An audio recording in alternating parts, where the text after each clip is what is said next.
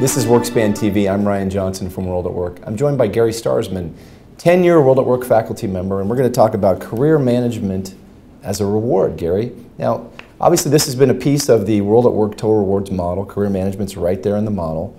But what you've said is that this is becoming an increasingly important piece of the model for some companies. So I was just going to ask you, in your practice at Aon Hewitt, what are you seeing in terms of career management as a reward? It's gaining in predominance, and it's becoming more and more important in the construct of total rewards.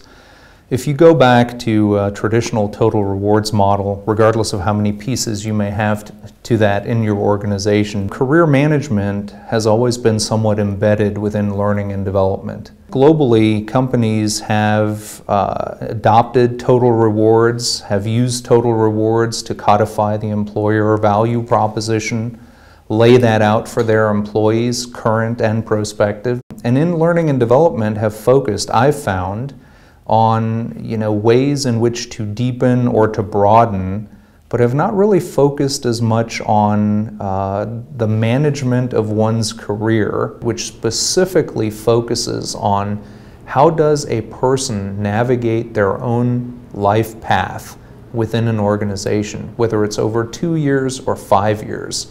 And it isn't about training, it isn't about a certification, it isn't about a pre-designated path through the organization, but it is about shared ownership between the individual's manager, supervisor, and/or mentor, and the organization to help find ways for the individual to come in and contribute to the bottom line of the business. What you're saying is that career management is not just about retain and motivate.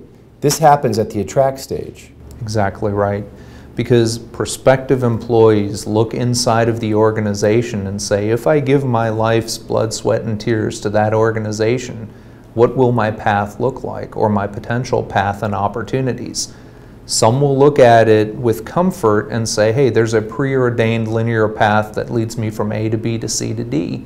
But what we're increasingly finding, especially with global shifts and age shifts, is that people more and more want to know that it's not necessarily a predefined linear path, but that there are junctures along the way, and that they have options and opportunities to grow and learn while contributing to the business success. So compensation benefits, I think the words you used were these are table stakes. Mm-hmm.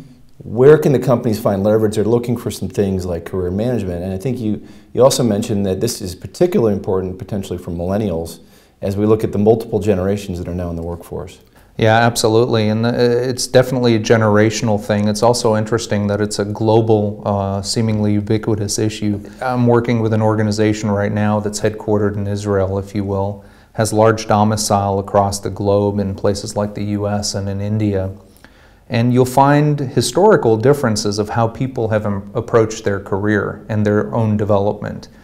In India, for example, we know that folks are used to moving perhaps a little bit more often and changing roles more often, getting new opportunities to deepen in that manner, and so therefore have demanded from organizations more mobility upward. Well, that's very different than if you're an Israeli company that tends to be a little bit more oriented on level and things tied to level and linear progression in a more traditional Y model, say, where at some juncture you have to choose between individual contributor or manager path.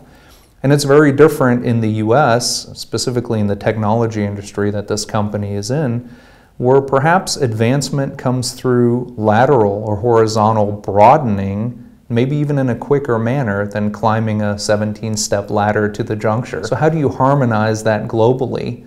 And secondarily, how do you share the ownership and the empowerment between the company and the individual to run that career? So an employer is watching this might be thinking, we've used our 3% merit every year for the last 5 years. We want to find some more leverage. Let's look at career management as a reward. What would you say to a company? What would be maybe the first couple of steps if a company was really looking to leverage this as a reward in their company? Yeah, I mean, everything begins and ends with our business strategy and our organizational drivers, so you certainly would have to look at this against the context of your vision, your mission, your values, and your culture specifically. But I think the first step is to challenge and say, hey, how do we run people through our organization? Do people have any part in running themselves through our organization? Do they have ownership, empowerment over their career? Do they know where to turn for mentorship? Do they know how to manage their own career, essentially? And regardless of whether the answer is yes or no, a correlating question is, so how does career management work in our organization? Is it an upward or out model? Is it a traditional Y model? Is it a cloud-based model where you could move up laterally, back down? Broadening is as good as deepening, and it's really up to, in the end, the contribution the individual makes to the organization and the contribution the organization makes to the individual's career or not. So it's very interesting how people are looking at the employer value proposition from their perspective and forcing change. And challenging that is the first step. Fantastic overview of using career management as a leverage point in the total rewards model, often one of those overlooked elements of the total rewards model. I want to thank Gary Starzmann from Aon Hewitt, and for WorkSpan TV and World at Work, I'm Ryan Johnson.